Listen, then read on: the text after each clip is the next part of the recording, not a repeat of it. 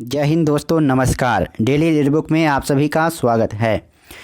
आप सभी कैसे हैं और आपकी स्टडी कैसी चल रही है? मुझे उम्मीद है कि आप सभी अच्छे होंगे और आपकी स्टडी भी अच्छी तरह से चल रही होगी। जो भी लोग एनटीपीसी में सेलेक्ट हो गए हैं उनको बहुत बहुत बधाई, और जो नहीं हुए हैं वो अपनी हक की लड़ाई लड़ते रहिए और हम लोग ज़रूर जीतेंगे।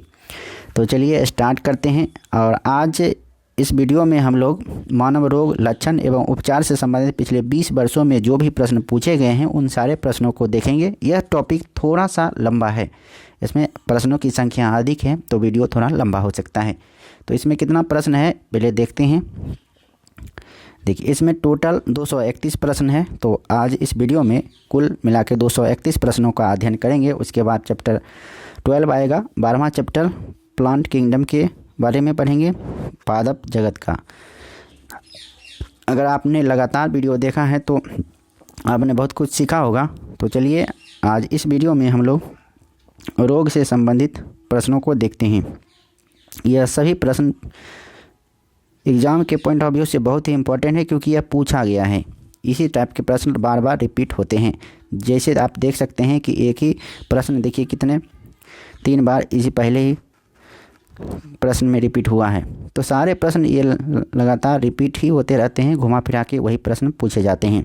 तो इस प्रकार अगर कुछ आप नया जानना चाहते हैं या कुछ क्वेश्चन का कैटेगरी जानना चाहते हैं तो प्रीवियस ईयर आपको बहुत ही इम्पोर्टेंट होगा आपके लिए।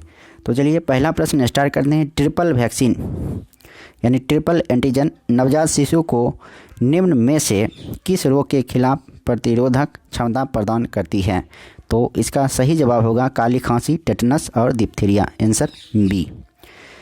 अगला प्रश्न देखते हैं दोस्तों। देखिए, काली खांसी को डैश भी कहा जाता है। तो काली खांसी को कहा जाता है पर्ट्यूसिस। निम्नलिखित में से कौन सा रोग ट्रिपल एंटीजन द्वारा प्रतिरक्षित नहीं होती है? तो इस प्रश्न का सही जवाब होगा आंत्र ज्वर यानी टाइफाइड। टाइफाइड एंटीजन द्वारा प्रतिरक्षित नहीं होता है, जबकि डिप्थीरिया, टेटनस और काली खांसी ट्रिपल एंटीजन के रूप में दिया जाता है। ऑप्थेल्मोलॉजिस्ट किसका उपचार करता है? तो आँखों का उपचार करता है ऑप्थेल्मियोलॉजिस्ट। देखिए दोस्तों, अगला प्रश्न, निम्नलिखित में से कौन सी बीमारी संक्रामक नहीं है? तो इसका आंसर होगा गठिया एक संक्रामक रोग नहीं है, जबकि आंत्र ज्वर, खसरा और इन्फ्लुएंजा ये सारे बीमारी संक्रामक रोग हैं। और संक्रामक रोग उसे कहते हैं जो एक जीव से दूसरे जीव में हवा के माध्यम से, जल के माध्यम से या किसी फिजिकल स्पर्श के माध्यम से फैलता है, तो उसे संक्रमण बीमारी कहते हैं। अगला प्रश्न है, निम्नलिखित में से कौन सा असंचरणीय रोग है? तो दोस्तों इसका आंसर होगा मधुमेह। मधुमेह एक असंचरणीय रोग है, यानी यह संक्रमण रोग नहीं है। यह कार्बोहाइड्रेट के उतार चढ़ाव के कारण यह हो जाता है और इसके लिए इंसुलिन की सुई लगाई जाती है। अगला प्रश्न है, इनमें से कौन सी बीमारी विषाणु जनित होती है? तो दोस्तों इसका सही जवाब होगा खसरा। खसरा एक विषाणु जनित रोग होता है, जबकि तपेदिक, टाइफाइड, डिप्थीरिया ये सभी जीवाणु जनित रोग हैं। इनमें से कौन सा सामान्यतः चूहा पिस्सू से संक्रमित होता है? तो इसका सही जवाब होगा दोस्तों प्लेग। सामान्यतः चूहा पिस्सू से होने वाला रोग है प्लेग। जब प्लेग की महामारी फैलती है तो सर्वप्रथम वह चूहा से ही फैलता है। इबोला है, तो दोस्तों इसका सही जवाब होगा पश्चिमी अफ्रीका में सीमित एक विषाणु रोग। इबोला एक पश्चिमी अफ्रीका में सीमित एक विषाणु रोग था। एंजियोप्लास्टी से किस रोग का उपचार किया जाता है? तो दोस्तों इसका सही जवाब होगा हृदय रोग। एंजियोप्लास्टी से हृदय रोग का उपचार किया जाता है। मिठाइयों पर बैठी मक्खियाँ को दूर भगाकर एक लड़की मिठाई को खा लेती है, इस वजह से वह किस रोग का शिकार हुई है? तो इस प्रश्न का सही जवाब होगा हैजा रोग का शिकार होगी। यह सभी प्रश्न इम्पोर्टेंट है। अगर वीडियो अच्छा लगता है तो दोस्तों ये वीडियो को लाइक कीजिए, अगला प्रश्न है, मलेरिया परजीवी का प्राथमिक परपोषी है। मलेरिया परजीवी का प्राथमिक परपोषी है मादा एनोफ्लीज मच्छर। इनमें से कौन सी बीमारी सामान्यतः मच्छरों द्वारा फैलती है? तो दोस्तों इसका सही जवाब होगा मलेरिया। तो मलेरिया मच्छरों द्वारा फैलती है। एड्स एक विषाणु, एड्स का विषाणु शरीर में डैश को नष्ट कर देता है। तो इसका सही जवाब होगा दोस्तों प्रतिरक्षा तंत्र को नष्ट कर देता है एड्स का विषाणु। अगला प्रश्न है, डैश एक यौन संचारित जानलेवा बीमारी है। तो दोस्तों इसका सही जवाब होगा एड्स। एड्स यौन संचारित जानलेवा बीमारी है। पीलिया किससे संबंधित रोग है? तो दोस्तों इसका सही जवाब होगा यकृत से संबंधित रोग है पीलिया, जिसको जॉन्डिस कहा जाता है। रक्त में यूरिक अम्ल की अधिकता डैश का लक्षण है। तो इसका सही जवाब होगा गठिया। रक्त में यूरिक अम्ल की अधिकता गठिया रोग का लक्षण है। मनुष्यों में रोग संचारित करने वाले कीटों को क्या कहते हैं? तो मनुष्यों में रोग संचारित करने वाले कीटों को कहा जाता है रोग वाहक। निम्नलिखित में से कौन सा खाद्य जनित रोग नहीं है? तो दोस्तों इसका सही जवाब होगा इन्फ्लुएंजा एक खाद्य जनित रोग नहीं है। मधुमेह सामान्यतः किसका परिणाम है? तो मधुमेह सामान्यतः यह कम इंसुलिन का स्राव होता है, तो उसकी वजह से मधुमेह रोग हो जाता है। बहुत ही इम्पोर्टेंट प्रश्न है। जल से भय किस रोग का लक्षण है? तो दोस्तों इसका सही जवाब होगा रेबीज।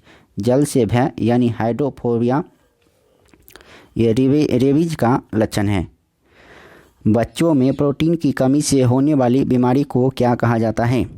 दोस्तों इसका सही जवाब होगा क्वाशियोरकर रोग। बच्चों में प्रोटीन की कमी से होने वाली बीमारी है क्वाशियोरकर। किसकी न्यूनता के कारण रक्त अल्पता रोग होता है? तो दोस्तों इसका सही जवाब होगा फॉलिक अम्ल, विटामिन B12 और लोहा, यानी उपयुक्त सभी, इन सभी के कारण रक्त अल्पता रोग होता है, यानी एनीमिया रोग हो जाता है। डेंगू बुखार एक मच्छर जनित उष्णकटिबंधीय रोग है जो डेंगू विषाणु से होता है। इसे क्या कहा जाते हैं? इसे क्या कहा जाता है? तो दोस्तों इसको कहा जाता है हड्डी तोड़ बुखार। अगला प्रश्न है, यदि कोई कैंसर से पीड़ित है तो उसे किसे दिखाना चाहिए? तो दोस्तों इसका सही जवाब होगा अर्बुद विशेषज्ञ, यानी कैंसर विशेषज्ञ से दिखाना चाहिए। ल्यूकेमिया एक प्रकार का मानव रोग है जो कि सफ़ेद रक्त कोशिकाओं का कैंसर है, ल्यूकीमिया।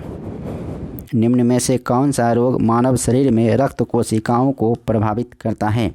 तो रक्त कोशिकाओं को प्रभावित करता है ल्यूकेमिया।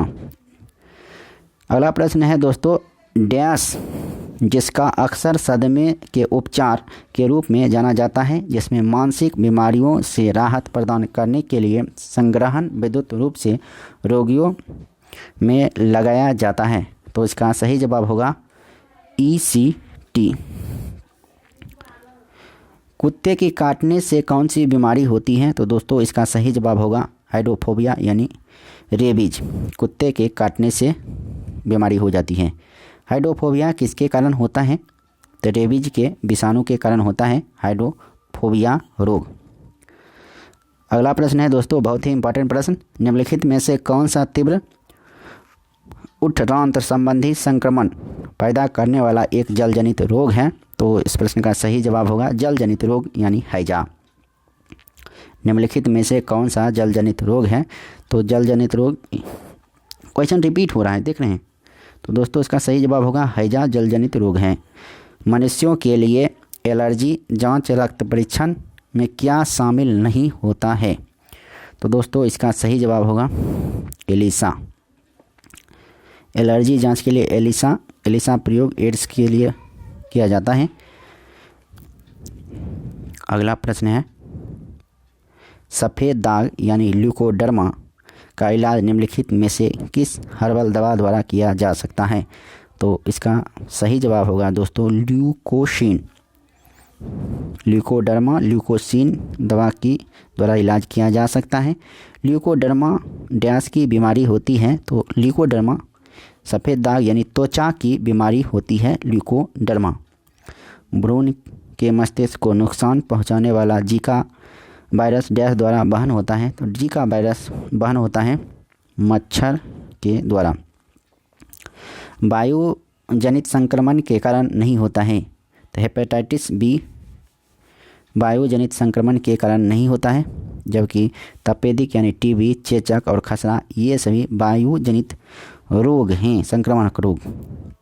अगला प्रश्न है दोस्तों, हेपेटाइटिस बी निम्नलिखित में से किसके कारण होने वाला संक्रमण रोग है जो यकृत को प्रभावित करता है? तो दोस्तों इसका सही जवाब होगा वायरस। सामान्यतः रक्त कैंसर के रूप में निम्नलिखित में से किसे वर्गीकृत नहीं किया जाता है? तो दोस्तों इसका सही जवाब होगा कार्सिनोमा, जबकि ल्यूकेमिया, माइलोमा और लिम्फोमा ये रक्त कैंसर के रूप में भी जाना जाता है। इलिसा टेस्ट डैश के कारण होने वाला एक्वायर्ड इम्यूनो डिफिशियंसी सिंड्रोम के निदान के लिए किया जाता है? तो दोस्तों इसका सही जवाब होगा HIV। निम्नलिखित में से कौन सा मनुष्य का विषाणु जनित यानी वायरल रोग नहीं है? तो इसका सही जवाब होगा रीडर पेस्ट। मच्छरों की एक विशेष जाति के काटने से के कारण मलेरिया के संचालन की खोज किए जाने हेतु निम्नलिखित में से किसे नोबेल प्राइज प्राप्त किया है? तो इसका सही जवाब होगा रोनाल्ड रॉस। रोनाल्ड रॉस ने मलेरिया के उपचार के लिए इनके मिला है नोबेल पुरस्कार। अगला प्रश्न है, निम्नलिखित में से एक विकल्प द्वारा HIV एक व्यक्ति से दूसरे व्यक्ति में प्रसारित नहीं होती है? तो इसका सही जवाब होगा दोस्तों मच्छर का काटना। अगला प्रश्न है, कॉन्टैक्ट लेंस सामान्य रूप से किससे बनते हैं? तो दोस्तों इसका सही जवाब होगा हाइड्रोजेल। शरीर में कैल्शियम ऑक्जेलेट की बहुत ज़्यादा मात्रा डैश का कारण बनती है? तो दोस्तों इसका सही जवाब होगा पथरी। कैल्शियम ऑक्जेलेट किसकी बहुत ज़्यादा मात्रा के कारण होती है? तो ये पथरी का कारण बन जाती है कैल्शियम ऑक्जेलेट। कुष्ठ रोग यानी लेप्रोसी को डैश नाम से भी जाना जाता है? तो दोस्तों इसका सही जवाब होगा हैंसन रोग से नाम से जाना जाता है कुष्ठ रोग यानी लेप्रोसी को। ये बहुत ही इम्पोर्टेंट प्रश्न है, बहुत ही इम्पोर्टेंट महत्वपूर्ण प्रश्न। रक्त अल्पता स्थिति किसकी वजह से होती है? तो इसका सही जवाब होगा RBC की कमी की वजह से होता है रक्त अल्पता यानी एनीमिया रोग। जो भी प्रश्न है सारा प्रश्न इम्पोर्टेंट ही है, बहुत ही महत्वपूर्ण प्रश्न है, तो इसलिए एक एक प्रश्न याद रखना है आपको। पीला बुखार मुख्य रूप से इंसानों के बीच किससे फैलता है? तो इसका सही जवाब होगा दोस्तों मादा मच्छर के काटने से फैलता है। अगला प्रश्न है, रोगों को फैलाने वाले कीड़ों को कहा जाता है? तो इसका सही जवाब होगा आंसर वेक्टर। अगला प्रश्न है दोस्तों, डैश एक जीवाणु संबंधी रोग है? तो इसका सही जवाब होगा उपदंश जीवाणु जनित रोग है। हीमोफीलिया किसका एक उदाहरण है? हीमोफीलिया एक आनुवांशिक रोग का उदाहरण है। चमगादड़ निम्नलिखित में से किस रोग के रोगाणुओं के प्राकृतिक पोषक हैं? तो इस प्रश्न का दोस्तों सही जवाब होगा इबोला। एनाफिलीज मच्छर कौन से वेक्टर वहन करते हैं? तो इसका सही जवाब होगा मलेरिया यानी केवल एक। विश्व एड्स दिवस हर साल कब मनाया जाता है? विश्व एड्स दिवस हर साल 1 दिसंबर को मनाया जाता है। एड्स की जागरूकता के लिए इलाज। कैंसर के ऊतकों की जांच के लिए डैश की जाती है? बायोप्सी की जाती है। कैंसरों के ऊतकों की जांच के लिए बायोप्सी किया जाता है।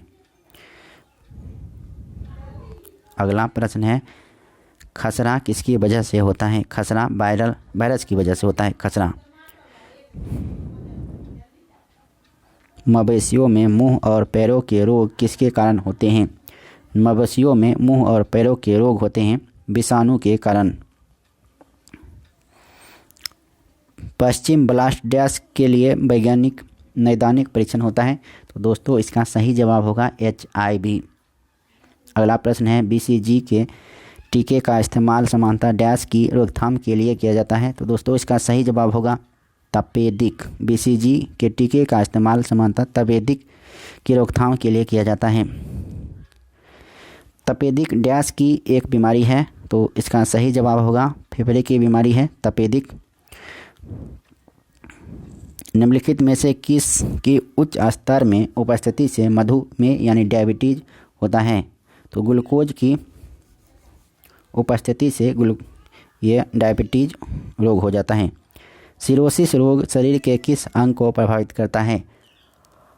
तो इसका सही जवाब होगा जिगर को। निम्नलिखित में से कौन सा पथरी के गठन का कारण नहीं है? तो दोस्तों इसका सही जवाब होगा अधिक पानी पीना। अधिक पानी पीने से पथरी स्टोन नहीं होता है। स्लीप एपनिया सोते समय डैश से संबंधित हैं? तो खराटे मारने से संबंधित हैं स्लीप एपनिया। जल में पाए जाने वाले इनमें से प्रदूषकों से मिनीमाता रोग होता है? तो दोस्तों इसका सही जवाब होगा मिथाइल मरकरी। अगला प्रश्न है ऑस्टियोपोरोसिस किस रोग से संबंधित है? तो दोस्तों इसका सही जवाब होगा हड्डी से संबंधित है ऑस्टियोपोरोसिस। निमोनिया डैश की सूजन के कारण होता है? तो इसका सही जवाब होगा फेफड़ा में सूजन के कारण होता है निमोनिया रोग। अगला प्रश्न है जब मानव शरीर का तापमान सामान्य शरीर तापमान से लगभग 2 से 3.5 डिग्री फ़ारेनहाइट कम हो जाता है तो इस स्थिति को कैसे माना जाता है? तो इसका सही जवाब होगा हाइपोथर्मिया। सामान्यतः निम्नलिखित में से कौन सा कैंसर का कारण नहीं है?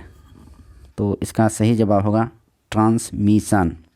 थ्रोम्बोसिस डैश की बीमारी है? थ्रोम्बोसिस रक्त की बीमारी है। दोस्तों अगला प्रश्न है निम्नलिखित में अन्य से एकदम भिन्न को चुनें। चेचक, खसरा, बुखार, मस्तिष्क ज्वर। तो दोस्तों इसका सही जवाब होगा मस्तिष्क ज्वर। कीमोथेरेपी पद्धति से उपचार किया जाता है? कीमोथेरेपी पद्धति कैंसर का उपचार किया जाता है। चेचक यानी चिकन पॉक्स किस वायरस के कारण होता है? तो वेरिसेला वायरस के कारण होता है दोस्तों चिकन पॉक्स। OTC दवा क्रोसिन एक दवा डैश है? तो दोस्तों इसका सही जवाब होगा दर्दनाशक एवं ज्वारनाशक। ये प्रश्न देखिए पूछा गया है 2016 में। सारे प्रश्न इम्पॉर्टेंट हैं तो आप लगातार देखते रहिए। मेलियोडोसिस क्या है? मेलियोडोसिस एक संक्रामक रोग है। कौन सी बीमारी दिल से संबंधित नहीं है? तो डिप्थीरिया दिल से संबंधित नहीं है दोस्तों। मानव में बैक्टीरिया के संक्रमण का सबसे आम इलाज क्या है? तो दोस्तों इसका सही जवाब होगा एंटीबायोटिक्स। मानव में बैक्टीरिया के संक्रमण का सबसे आम इलाज है एंटीबायोटिक्स। हाल ही में मिट्टी में बैक्टीरिया संवर्धन की एक नई विधि का प्रयोग करके खोजी गई नवीनतम एंटीबायोटिक कौन सी है जिससे दवाओं के प्रति बढ़ती प्रतिरोध के लड़ने में मदद करने की उम्मीद है? तो उस समय का ये करंट अफेयर्स है तो इसका आंसर होगा टिक्सोवैक्टीन।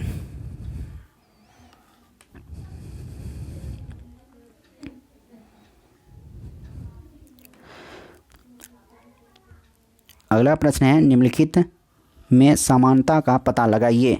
तो दोस्तों तो क्या है समानता? क्वेश्चन है कॉमन कोल्ड, रिंगबोर्न कंजक्टिविटीज, होपिंग कफ।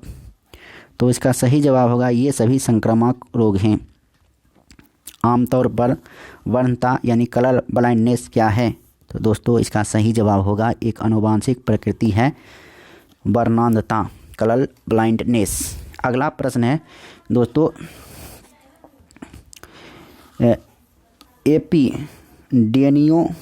एपिडेमियोलॉजी क्या है? तो इसका सही जवाब होगा एक बड़ी आबादी में रोग की घटना एवं उसके प्रसार का अध्ययन। आरमैब दवा अपने वर्ग में दुनिया की पहली तेज़ी से काम करने वाली दवा जल्द ही भारत में लॉन्च करने वाली है। यह दवा किस बीमारी में काम आती है? तो इसका सही जवाब होगा रेबीज रोधी दवा है। ये 2016 में पूछा गया है। चश्मा से ठीक नहीं किया जा सकता है, तो मोतियाबिंद को चश्मा से ठीक नहीं किया जाता है, मोतियाबिंद में ऑपरेशन किया जाता है। जबकि जरा दृष्टि दोष में को और दीर्घ दृष्टि दोष और निकट दृष्टि दोष को चश्मे से ठीक किया जाता है। निकट दृष्टि दोष में अवतल लेंस के चश्मे का इस्तेमाल किया जाता है, दीर्घ दृष्टि दोष में उत्तल लेंस के चश्मे का इस्तेमाल किया जाता है। जबकि जरा दृष्टि दोष में अवतल और उत्तल दोनों लेंस का प्रयोग किया जाता है, जिसे कहते हैं द्विफोकसी लेंस। अगला प्रश्न है दोस्तों, HIV का पूरा नाम क्या है? तो इसका सही जवाब होगा human immuno deficiency virus. HIV का पूरा नाम है। निम्नलिखित में से किस व्यक्ति ने पोलियो का टीका विकसित किया? तो दोस्तों इसका सही जवाब होगा जोनास एडवर्ड साल्क ने। किसका टीका विकसित किया? पोलियो का टीका। निम्नलिखित में से कौन सा कृमि हाथी पाँव का कारण होता है? तो दोस्तों इसका सही जवाब होगा फाइलेरियन वर्म्स। अगला प्रश्न है दोस्तों, डैश यौन संक्रमित बीमारी नहीं है? तो इसका सही जवाब होगा कैंडिओसिस। कालाजार के लिए उत्तरदायी जीवों की उत्पत्ति का कारण है? तो दोस्तों इसका सही जवाब होगा अधोमुखी युग्मक विखंडन। अगला प्रश्न है दोस्तों, हीमोफीलिया क्या है? हीमोफीलिया वह एक रोग है जो रक्त का थक्का उत्पन्न करने वाले कारकों के लिए जिम्मेदार जीन का अनुपस्थिति के कारण होता है। HIV यानी एड्स से पीड़ित लोगों के लिए किसने वायरल लोड टेस्ट लॉन्च किया है? तो दोस्तों इसका सही जवाब होगा JP नड्डा। निम्न में से किस कृमि के कारण फिशफां होता है? तो दोस्तों इसका सही जवाब होगा फाइलेरियाई कृमि। दांत क्षय तब शुरू होता है जब मुंह का pH डैश होता है। तो दोस्तों इसका सही जवाब होगा 5.5 से कम। 5.5 से जब कम होएगा तब दांत का क्षय शुरू हो जाएगा। गंडमाला यानी ग्वाइटर या घेंघा डैश की कमी के कारण होता है। तो दोस्तों इसका सही जवाब हुआ, बहुत ही इंपॉर्टेंट प्रश्न है, आयोडीन। देखिए बार बार प्रश्न रिपीट किया गया है। तो गंडमाला यानी ग्वाइटर रोग आयोडीन की कमी से होता है। मलेरिया डैश के उपयोग द्वारा ठीक किया जा सकता है? दोस्तों इसका सही जवाब होगा क्विनैन। क्विनैन के उपयोग से मलेरिया रोग को ठीक किया जाता है। और क्विनैन कहाँ से प्राप्त किया जाता है? तो सिनकोना के वृक्ष से क्विनैन प्राप्त किया जाता है। मलेरिया को डैश से प्राप्त दवा से ठीक किया जा सकता है? तो दोस्तों इसका सही जवाब होगा सिनकोना वृक्ष। निम्नलिखित में से किस प्रकार की दवाओं का उपयोग अपच के इलाज के लिए किया जाता है? तो दोस्तों इसका सही जवाब होगा एंटासिड। कौन से जीव संक्रामक रोगों के कारण होता है? तो दोस्तों इसका सही जवाब होगा विषाणु। निम्नलिखित में से कौन सा दाद का कारण है? दोस्तों इसका सही जवाब होगा फफूंदी। फफूंदी एक दाद का कारण है। एंटीबायोटिक क्या है? तो दोस्तों इसका सही जवाब होगा फफूंद और फफूंद जैसे जीवों से तैयार की गई दवाएं एंटीबायोटिक है। अगला प्रश्न है, पोलियोमाइलाइटिस डैश की वजह से होता है? तो दोस्तों इसका सही जवाब होगा विषाणु की वजह से होता है। घाव से निकलने वाले सफ़ेद द्रव को क्या कहा जाता है? तो दोस्तों इसका सही जवाब होगा मवाद कहा जाता है। सूखा रोग निम्न में से किसे प्रभावित करता है? तो दोस्तों इसका सही जवाब होगा कंकाल तंत्र को प्रभावित करता है सूखा रोग। MMR का टीका किस बीमारी में दिया जाता है? तो दोस्तों इसका सही जवाब होगा मीजल्स, मम्स और रूबेला में दिया जाता है MMR का टीका। सिगमंड फ्राइड क्या है? तो ये विवादास्पद प्रश्न है, क्योंकि ये इसमें से सिगमंड फ्राइड चिकित्सा मनोवैज्ञानिक दो प्रश्न ऑप्शन में दो आंसर हो सकता है। निम्नलिखित में से किसकी कमी से दांत की बीमारी होती है? तो फ्लोरीन की कमी से दांत की बीमारी होती है। हेमोफीलिया एक आनुवांशिक रोग है दोस्तों, जिसका परिणाम है, तो इसका परिणाम होता है रक्त थक्का नहीं जनता है। एक्यूपंक्चर डैश में अधिक प्रचलित है? तो दोस्तों इसका सही जवाब होगा चीन में प्रचलित है एक्यूपंक्चर। ये सुई चुभकर की जाने वाली इलाज है। कैंसर अस्थि मज्जा के कौन से भाग को प्रभावित करता है? तो दोस्तों इसका सही जवाब होगा ल्यूकेमिया को प्रभावित करता है, आंसर बी। अधिश्वेत रक्तता है एक प्रकार का? तो दोस्तों इसका सही जवाब होगा कर्क रोग यानी कैंसर रोग। निम्नलिखित में से कौन सी छूत की बीमारी नहीं है? तो दोस्तों इसका सही जवाब होगा हिस्टीरिया छूत की बीमारी नहीं है। निम्नलिखित में से किस रोग में रोगाणु खुले घाव से होकर प्रवेश करते हैं? तो इसका सही जवाब होगा टेटनस। टेटनस से खुले घाव से रोगाणु प्रवेश कर जाते हैं टेटनस में। अगला प्रश्न है दोस्तों धनुष टंकार का अर्थ क्या होता है? तो दोस्तों इसका सही जवाब होगा धनुष टंकार का अर्थ होता है टेटनस। टेटनस का ही दूसरा नाम है धनुष टंकार और इसका एक अन्य नाम है लॉकजॉ। अगला प्रश्न है इनमें से कौन सा रोग मच्छरों से होने वाले रोग नहीं है? तो दोस्तों इसका सही जवाब होगा घेंघा। मच्छरों से होने वाला रोग नहीं है, ये घेंघा रोग होता है आयोडीन की कमी से, जबकि डेंगू, बुखार, मलेरिया और फाइलेरिसिस ये मच्छरों के द्वारा होने वाला रोग है। अगला प्रश्न है दोस्तों पानी से होने वाला रोग निम्नलिखित में से कौन सा है? तो टाइफाइड पानी से होने वाला रोग है। टाइफाइड रोग शरीर का कौन सा अंग प्रभावित होता है? टाइफाइड रोग में तो टाइफाइड रोग में शरीर का आहार नाल प्रभावित होता है। अगला प्रश्न है दोस्तों मानव शरीर का कौन सा अंग टाइफाइड से मुख्य रूप से प्रभावित होता है? तो इसका सही जवाब होगा आंत प्रभावित होता है। अगला प्रश्न है निम्नलिखित में से कौन सा रोग मच्छरों के द्वारा नहीं फैलता है? तो टाइफाइड मच्छरों के द्वारा नहीं फैलता है, जबकि फीलपाँव, पीत ज्वर और डेंगू ज्वर यह मच्छरों के द्वारा होने वाला रोग है। दोस्तों अगला प्रश्न है निम्नलिखित में से कौन सा रोग बैक्टीरिया द्वारा नहीं फैलता है? तो मलेरिया बैक्टीरिया द्वारा नहीं फैलता है। मानव में प्लाज्मोडियम का संक्रमण उत्पन्न करता है? तो दोस्तों इसका सही जवाब होगा मलेरिया। मानव में प्लाज्मोडियम का संक्रमण उत्पन्न करता है मलेरिया। दोस्तों अगला प्रश्न है एक मलेरिया रोधी औषधि की तरह उपयोगी यौगिक है? तो इसका सही जवाब होगा क्लोरोक्विन। अगला प्रश्न है दोस्तों निम्नलिखित की कमी से एनीमिया रोग होता है? तो लोहा की कमी से एनीमिया रोग होता है। सार्स का पूर्ण रूप है severe acute respiratory syndrome. SARS का पूर्ण रूप है। निम्नलिखित में से कौन सी जोड़ी गलत है?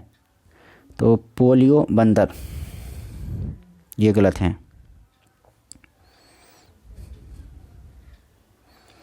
एपिडर्मिक रोग संबंधित है? एपिडर्मिक रोग त्वचा से संबंधित है। किस अंग के दोषपूर्ण कार्य करने से मधुमेह रोग हो जाता है? दोस्तों इसका सही जवाब होगा अग्नाशय की दोषपूर्ण के कारण मधुमेह रोग हो जाता है। निम्नलिखित में से कौन सा रोग बैक्टीरिया के संक्रमण के कारण होता है? तो टेटनस बैक्टीरिया के संक्रमण के कारण होता है, यानी जीवाणु के संक्रमण के कारण टेटनस रोग होता है। कौन सा ट्रिपल एंटीजन के द्वारा प्रतिरक्षित नहीं होता है? तो दोस्तों इसका सही जवाब होगा टाइफाइड। एस्टिग्मेटिज्म एक बीमारी है आँखों की। एस्टिग्मेटिज्म एक आँखों की बीमारी है। दोस्तों अगला प्रश्न है एथलीट फुट रोग किससे होता है? तो फंगस से होता है एथलीट फुट रोग। डिप्थीरिया रोग से ग्रस्त होती है? तो दोस्तों इसका सही जवाब होगा गला। डिप्थीरिया रोग से ग्रस्त होती है गला। ग्लूकोमा और ट्रैकोमा बीमारी है? तो दोस्तों इसका सही जवाब होगा आँखों की बीमारी है ग्लूकोमा और ट्रैकोमा। मानव शरीर में किस अंग में शोध के कारण हेपेटाइटिस होता है? दोस्तों इसका सही जवाब होगा यकृत। बीसीजी BCG टीके किस रोग के विरोध में लगाए जाते हैं? तो दोस्तों इसका सही जवाब होगा ट्यूबरकुलोसिस यानी क्षय रोग के विरोध में लगाए जाते हैं। निम्नलिखित में से कौन सी बीमारी टीकाकरण द्वारा नियंत्रित नहीं की जा सकती है? तो दोस्तों इसका सही जवाब होगा डायबिटीज़। टीकाकरण के द्वारा सही नहीं की जा सकती है। डायबिटीज़ जो है इंसुलिन का तीली का सुई लिया जाता है। दूर दृष्टि से पीड़ित व्यक्ति की स्पष्ट दृष्टि की न्यूनतम दूरी कितनी होती है? 25 सेंटीमीटर से अधिक होती है। अगला प्रश्न है, किसके इलाज में कीमोथेरेपी का उपयोग किया जाता है? तो कैंसर। दूषित जल जनित रोग नहीं है, तो फ्लोराइसिस दूषित जल जनित रोग नहीं है। निम्नलिखित में से कौन सा जल संक्रामक रोग है? तो हैजा जल संक्रामक रोग है। अगला प्रश्न है, डैश रोग पानी के माध्यम से होता है? तो दोस्तों हैजा रोग पानी के माध्यम से होता है। अगला प्रश्न है दोस्तों, स्पॉन्डिलाइटिस बीमारी निम्नलिखित में से किसे प्रभावित करती है? तो इसका सही जवाब होगा मेरुदंड को प्रभावित करता है।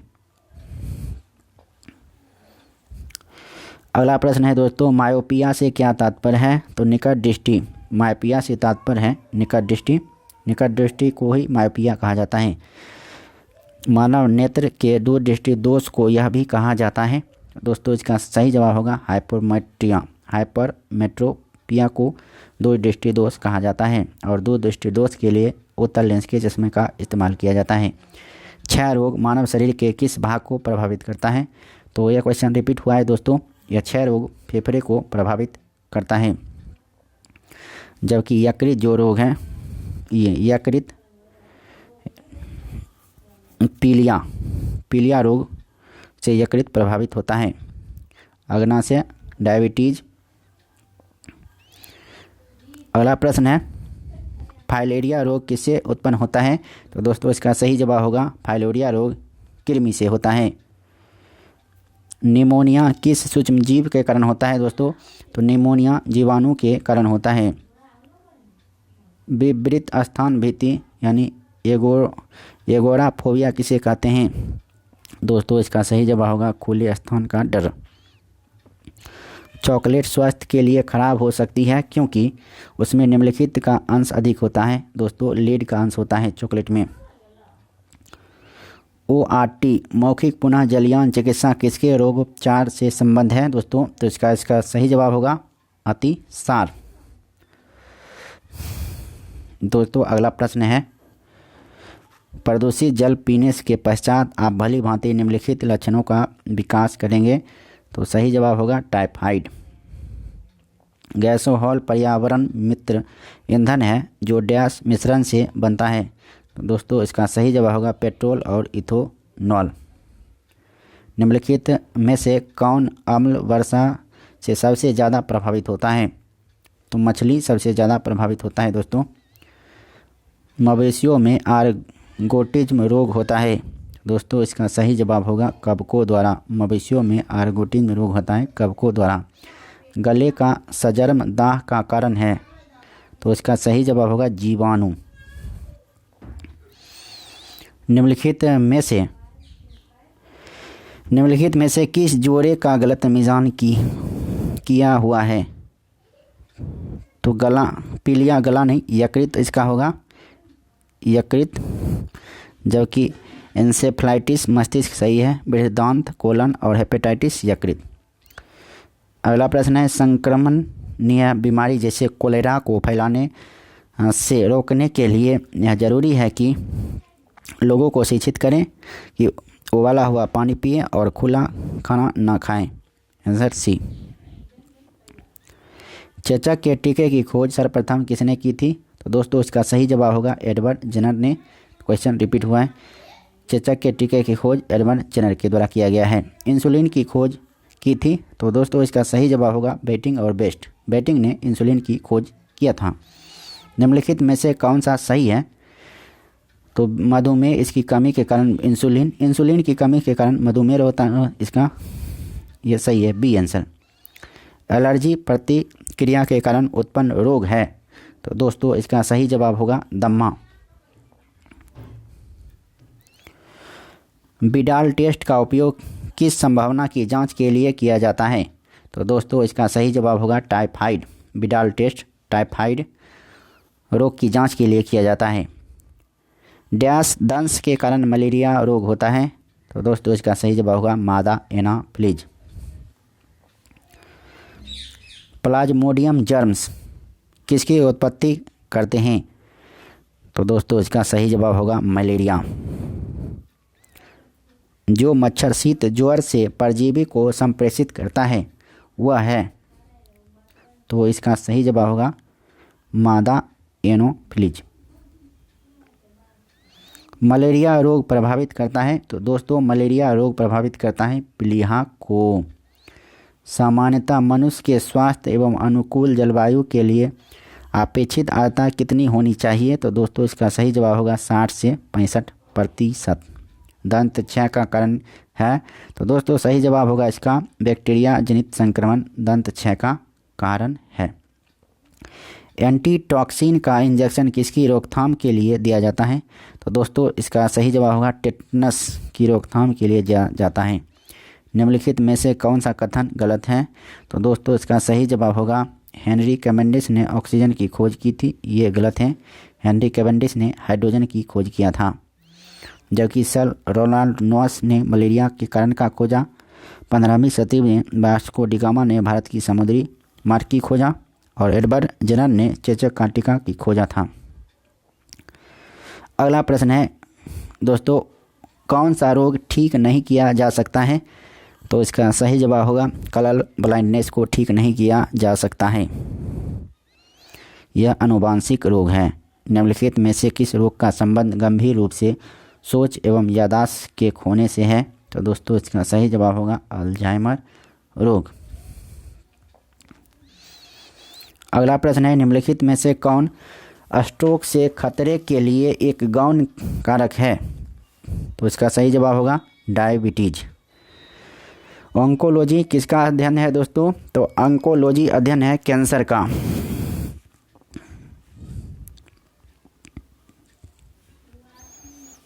कैंसर पेचिश रोग के लिए उत्तरदायी प्रोटोजोआ है। पेचिश रोग के लिए उत्तरदायी प्रोटोजोआ है एंट अमीबा। फफूंदी द्वारा घटित रोग है दाग। पारा यौगिक युक्त औद्योगिक कचरे के द्वारा प्रदूषित मछलियां खाने से होने वाला रोग है मिनी माता रोग, आंसर सी। आधुनिक एंटीसेप्टिक सर्जरी का जनक कौन है? तो दोस्तों इसका सही जवाब होगा जोसेफ लिस्टर हैं। लाइकेन दो जीवों का सहजीवन माना जाता है, वे सूक्ष्म जीव हैं। तो दोस्तों इसका सही जवाब होगा शैवाल और कवक। निम्नलिखित में से कौन सा रोग जीवाणु के कारण होता है? दोस्तों इसका सही जवाब होगा हैजा रोग जीवाणु के कारण होता है। निम्नलिखित में से कौन सा वायरस से फैलता है? तो दोस्तों इसका सही जवाब होगा इन्फ्लुएंजा वायरस से फैलता है। डिप्थीरिया तथा इन्फ्लुएंजा बीमारी किन कारणों से होती है? तो दोस्तों इसका सही जवाब होगा बैक्टीरिया तथा वायरस। सूक्ष्म जीवों से प्राप्त वे तत्व कौन से हैं जिनका उपयोग सूक्ष्म जीवाणुओं को नष्ट करने के लिए किया जाता है? तो दोस्तों इसका सही जवाब होगा प्रतिजैविक। अगला प्रश्न है निम्नलिखित में से कौन सी बीमारी जीवाणु संक्रमण के कारण होती है? तो दोस्तों इसका सही जवाब होगा कुष्ठ रोग। निम्नलिखित का मिलान करें। नींबू में कौन सा अम्ल पाया जाता है? तो नींबू में साइट्रिक अम्ल पाया जाता है। दूसरा है समुद्री शैवाल में एल्जिनिक अम्ल पाया जाता है, अंगूर में टार्ट्रिक अम्ल पाया जाता है और सिरका में एसिटिक अम्ल पाया जाता है, आंसर बी। अब दूसरा है मिलान करना है लैक्टिक अम्ल। लैक्टिक अम्ल खट्टे मक्खन में इस्तेमाल किया जाता है। एसिटिक अम्ल सिरका में पाया जाता है। साइट्रिक अम्ल नींबू में पाया जाता है और ब्यूटरिक अम्ल दूध में पाया जाता है। तो इसका आंसर होगा डी। निम्न के द्वारा दूध खट्टा किया जाता है। दोस्तों इसका सही जवाब होगा बैक्टीरिया के द्वारा दूध खट्टा होता है। सूक्ष्म जीवाणु युक्त पदार्थों का शीतलीकरण एक प्रक्रिया है जिसका कार्य है। तो दोस्तों इसका सही जवाब होगा जीवाणुओं के निष्क्रिय करना। उस रोग का चयन करें जो कि एक मनुष्य से दूसरे मनुष्य में सीधे नहीं फैलता है। दोस्तों इसका सही जवाब होगा धनुर्वात यानी टेटनस। एड्स वाले को आवश्यक रूप से HIV संक्रमण ही एड्स वाले आवश्यक रूप से HIV संक्रमण होगा ही से क्या तात्पर्य है?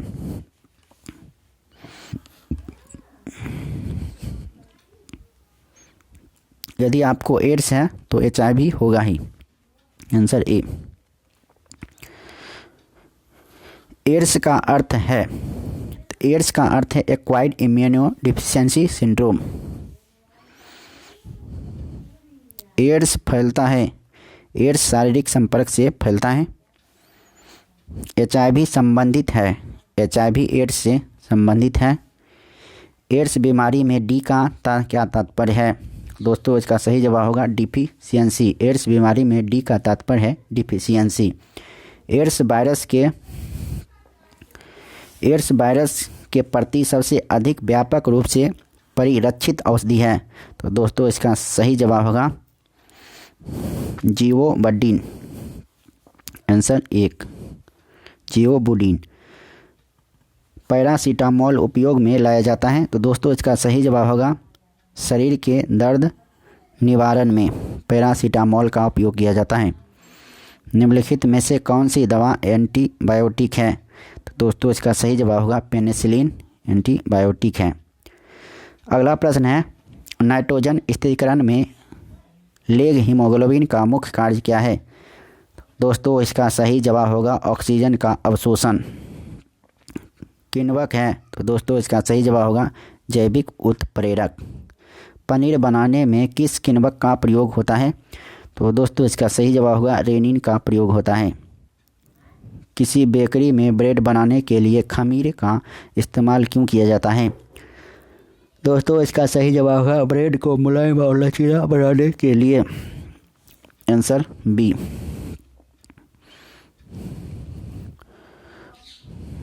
अगला प्रश्न है सही से स्कैन नहीं हुआ है। सर्वप्रथम जीवाणु का पता किसने लगाया था दोस्तों? तो इसका सही जवाब होगा लुएन हॉक ने। नदियों तालाबों आदि में पाए जाने वाले जलीय हरे पौधों को कहा जाता है दोस्तों शैवाल कहा जाता है। अगला प्रश्न है दोस्तों निम्नलिखित में से कौन सा रोग विषाणु के कारण होता है?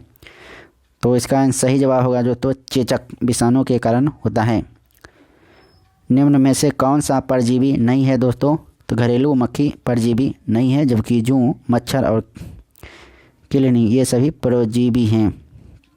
निम्नलिखित में से कौन सा विषाणु के द्वारा होने वाला बीमारी है? तो दोस्तों इसका सही जवाब होगा पोलियो विषाणु के द्वारा होने वाला रोग है।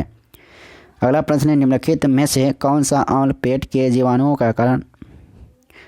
का नाश करता है? दोस्तों इसका सही जवाब होगा HCl हाइड्रोक्लोरिक एसिड। अगला प्रश्न है शाकनाशी ऐसे रासायनिक द्रव्य है जो डैश का नियंत्रण करते हैं? दोस्तों इसका सही जवाब होगा अपत्रिन। सामान्यतः वायरस निम्नलिखित को छोड़कर समस्त पौधों को संक्रमित करता है। तो दोस्तों इसका सही जवाब होगा तनाग्र। डायलेक्सिया संबंधित है। तो दोस्तों डायलेक्सिया संबंधित है बेमेल अक्षरों को पढ़ने में कठिनाई से। दोस्तों अगला प्रश्न है जीवाणुओं की रोग जैसी संरचना को कहा जाता है? जीवाणुओं की रोम जैसी संरचना को कहा जाता है फ्लैजिला। दोस्तों अगला प्रश्न है दूषित पानी के कारण कौन सा रोग नहीं होता है? तो इसका सही जवाब होगा मीसल नहीं होता है। निम्नलिखित में से कौन सी बीमारी विषाणु जनित है? तो दोस्तों इसका सही जवाब होगा हेपेटाइटिस बीमारी विषाणु जनित है। अगला प्रश्न है मानव शरीर के किस भाग को पायरिया रोग लगता है? तो दोस्तों इसका सही जवाब होगा दांत और मसूड़ा। हाइड्रोफोबिया बीमारी होती है? तो दोस्तों इसका सही जवाब होगा रेबीज से। निम्न में से कौन सा युग्म सुमेलित नहीं है? तो जोना साल्क पोलियो के विरुद्ध टीका, ये गलत है। ये सही है, ये यहाँ गलत है। जोसेफ लिस्टर कुछ रोग, ये गलत है, जबकि ये तीनों सही हैं। निम्नलिखित में से कौन सा रोग बैक्टीरिया से होता है? तो दोस्तों इसका सही जवाब होगा तपेदिक बैक्टीरिया से होता है। अधिकांशतः प्रयोग किया जाने वाला प्रतिजैविक पेनिसिलिन बनता है? दोस्तों इसका सही जवाब होगा कवक से। मनुष्य का सामान्य तापक्रम लगभग कितना होता है? दोस्तों 98 डिग्री फ़ारेनहाइट होता है। अगला प्रश्न है, निम्न का मिलान करें। क्या है? मोतियाबिंद, ये आँख की बीमारी है।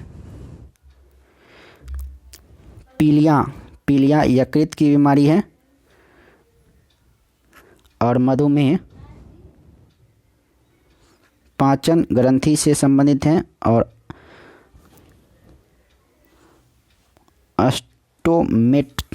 अस्टोमेटाइटिस ये जीभ की बीमारी है।